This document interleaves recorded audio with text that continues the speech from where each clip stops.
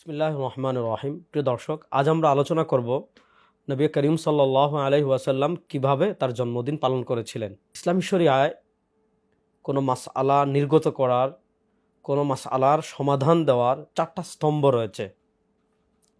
আমরা যে ফিককে ফলো করি, ইমামে আজম আবু হানিফা রাহিমাহুল্লাহর ফিক, যেটাকে আমরা ফিককে হানাফি বলি, ইমামে আজম আবু হানিফা রাহিমাহুল্লাহ একাধিক বক্তব্যে তিনি সেটা সুস্পষ্ট করেছেন।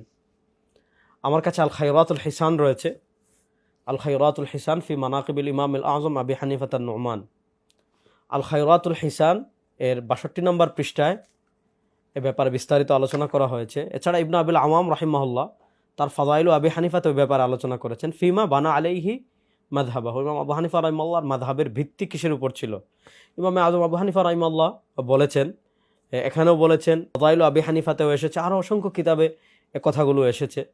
এবং ইমাম ইবনে হাজার হাইতামি রাহিমাহুল্লাহ বলেছেন, রুইয়া আন আবি হানিফা মিন তুরুকিন কাসীরা, ইমামে আজম আবু হানিফা রাহিমাহুল্লাহ থেকে অনেকগুলো সনদে, অনেকগুলো সূত্রে বর্ণিত হয়েছে।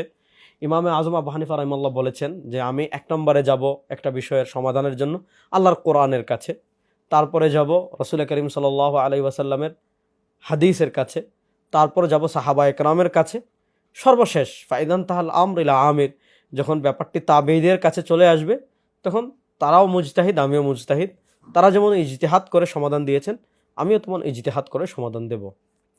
নবী করিম সাল্লাল্লাহু আলাইহি ওয়াসাল্লাম আমাদের জন্য আল্লাহর সবচেয়ে বড় নেয়ামত। নবী করিম সাল্লাল্লাহু আলাইহি ওয়াসাল্লাম দুনিয়াতে এসেছেন, এর জন্য আমরা ভীষণ খুশি। এই রাসূল করিম সাল্লাল্লাহু আলাইহি ওয়াসাল্লামের জন্ম, এটাকে আরবিতে বলে মিলাদুন নবী। মিলাদুন নবী মানে নবী করিম সাল্লাল্লাহু আলাইহি ওয়াসাল্লামের জন্ম। আল্লাহ নবী সাল্লাল্লাহু আলাইহি ওয়াসাল্লাম দুনিয়াতে জন্মগ্রহণ করেছেন, এ কথা কেউ অস্বীকার করে না। নবী করিম সাল্লাল্লাহু আলাইহি ওয়াসাল্লাম যদি জন্মগ্রহণ নাই করতেন, তাহলে আমরা তার উম্মাহ হলাম কেমনে, আমরা তার অনুসারী হলাম কেমনে, কোরআন পেলাম কেমনে, দিন শরিয়া পেলাম কেমনে। সুতরাং মিলাদুন নবী মানে নবী করিম সাল্লাল্লাহু আলাইহি ওয়াসাল্লামের জন্ম। আল্লাহ নবী সাল্লাল্লাহু আলাইহি ইসলামের জন্ম অস্বীকার করে পৃথিবীতে এমন কোনো মানুষ নেই। সুতরাং মিলাদুন নবীকে দুনিয়ার কেউই অস্বীকার করে না। এবার প্রশ্ন হলো, রাসূল করিম সাল্লাল্লাহু আলাইহি ওয়াসাল্লামের জন্মে কি আপনি খুশি হয়েছেন? অবশ্যই আমি খুশি হয়েছি। এবার প্রশ্ন হলো, নবী করিম সাল্লাল্লাহু আলাইহি ওয়াসাল্লামের জন্মের খুশি আপনি কি প্রকাশ করতে চান না? অবশ্যই করতে চাই। প্রশ্ন হলো, নবী করিম সাল্লাল্লাহু আলাইহি ওয়াসাল্লামের জন্মের খুশি আমি প্রকাশ করব কিভাবে? এখানে আমরা বলি, নবী করিম সাল্লাল্লাহু আলাইহি ওয়াসাল্লামের জন্মের খুশি আমরা ওইভাবেই প্রকাশ করব যেভাবে প্রকাশ করেছেন সাহাবায়ে কেরাম রিদওয়ানুল্লাহ আলাইহিম আজমাইন, যেভাবে প্রকাশ করেছেন নবী করিম সাল্লাল্লাহু আলাইহি ওয়াসাল্লাম। নবী করিম সাল্লাল্লাহু আলাইহি ওয়াসাল্লাম থেকে যদি আমরা জন্মের আনন্দ প্রকাশের পদ্ধতি পেয়ে যাই, তাহলে সেখানে আমাদের নিজেদের পক্ষ থেকে কোনো কিছু আবিষ্কারের কোনো প্রয়োজন নেই। কারণ নবী করিম সাল্লাল্লাহু আলাইহি ওয়াসাল্লাম থেকে আনন্দ প্রকাশের পদ্ধতি আমরা পেয়ে গিয়েছি। আসেন, মুসলিম শরীফের বিখ্যাত হাদিস আপনারা সবাই জানেন। হযরত আবু কাতাদা আনসারী রাদিয়াল্লাহু তাআলা আনহু তিনি বলেন, আল্লাহর নবী সাল্লাল্লাহু আলাইহি ওয়াসাল্লাম সপ্তাহের প্রত্যেক সোমবারে রোজা রাখতেন। সুইলা আন সিয়ামি ইয়াউমিল ইসনাইন, আল্লাহর নবী সাল্লাল্লাহু আলাইহি ওয়াসাল্লামকে সোমবারের রোজা সম্পর্কে জিজ্ঞাসা করা হয়েছে, আপনি সোমবারে কেন রোজা রাখেন? আল্লাহর নবী সাল্লাল্লাহু আলাইহি ওয়াসাল্লাম মুসলিম শরীফের হাদিসে দুটি কারণ বর্ণনা করেছেন। একটি কারণ বলেছেন ফিহি উলিদতু, আমি সোমবারে জন্মগ্রহণ করেছি। আর আরেকটি কারণ বলেছেন ফিহি উবাআসু আলাইয়া, সোমবারে আমার উপর প্রথম ওহী এসেছে। এছাড়া শামাইলে তিরমিজিতে আরেকটা কারণ পাওয়া যায়। এই শামাইলে তিরমিজিটা আমার অনুবাদ এবং তাহকিক করা। নবী করিম সাল্লাল্লাহু আলাইহি ওয়াসাল্লাম বলেছেন, সোমবার এবং বৃহস্পতিবার বান্দার আমল আল্লাহর কাছে পেশ করা হয়। আর ইন্নী উহিব্বু আন উরাদা আমালি ওয়া আনা সাইম, আমি এটা পছন্দ করি আমার আমল এমনভাবে আল্লাহর কাছে পেশ করা হোক যে আমি রোজাদার। তাহলে সোমবারে নবী করিম সাল্লাল্লাহু আলাইহি ওয়াসাল্লাম তিনটা কারণে রোজা রাখতেন। এক নম্বর কারণ, সোমবারে তিনি জন্মগ্রহণ করেছেন। দুই নম্বর কারণ, সোমবারে তার উপর ওহী এসেছে। তিন নম্বর কারণ, সোমবারে বান্দার আমল আল্লাহর কাছে পেশ করা হয়। তাহলে নবী করিম সাল্লাল্লাহু আলাইহি ওয়াসাল্লাম থেকে আমরা তার জন্ম আনন্দ প্রকাশের পদ্ধতি পেলাম কিভাবে? সোমবারে রোজা রাখার মাধ্যমে। এখানে দুটো বিষয় খেয়াল করবেন। আল্লাহর নবী সাল্লাল্লাহু আলাইহি ওয়াসাল্লাম তার জন্মের আনন্দ প্রকাশের জন্য প্রথমত নির্ধারণ করেছেন বারকে, সোমবারকে। বার প্রত্যেক সপ্তাহে একবার আসে, আর তারিখ বছরে একবার আসে। রাসূল করিম সাল্লাল্লাহু আলাইহি ওয়াসাল্লামের জন্ম তারিখ নিয়ে মতভেদ আছে। 8 রবিউল আউয়ালের কথা আছে, 12 রবিউল আউয়ালের কথা আছে, আরও অসংখ্য মত আছে। কেউ বলেছেন 8 তারিখটা আসাহ, 12 তারিখটা প্রসিদ্ধ। আবার আমাদের দেশে অনেকেই বলেন 12 তারিখেরটা সহি। সহি কোনটা সেদিকে আমি যাচ্ছি না সে আলোচনায়। আপনি 12 তারিখ যদিও বলেন নবী করিম সাল্লাল্লাহু আলাইহি ওয়াসাল্লামের মিলাদ জন্ম তারিখ, তাহলে 12ই রবিউল আউয়াল বছরে আসে মাত্র একবার। আর আল্লাহ নবী সাল্লাল্লাহু আলাইহি ওয়াসাল্লাম জন্মগ্রহণ করেছেন সোমবার, সোমবার সপ্তাহে আসে একবার।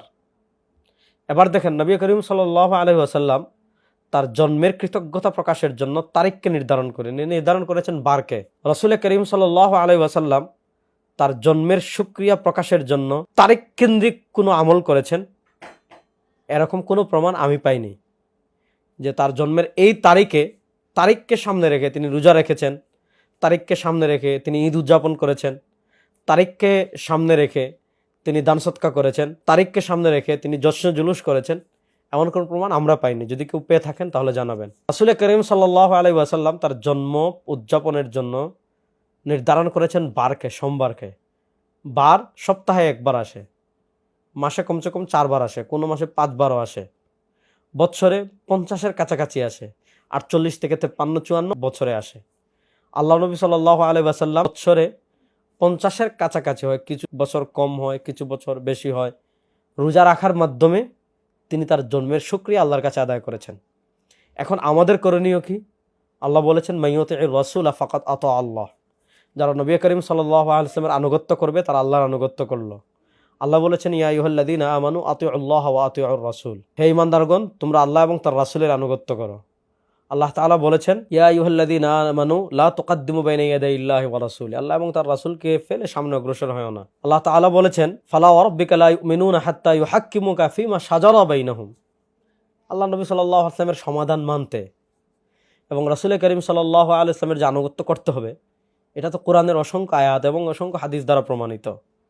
এবার রাসূল করিম সাল্লাল্লাহু আলাইহি ওয়াসাল্লামের আগমনেও আমরা খুশি, তার জন্মেও আমরা খুশি, তার খুশি আমরা প্রকাশও করতে চাই। প্রশ্ন হলো আমরা কিভাবে প্রকাশ করতে চাই?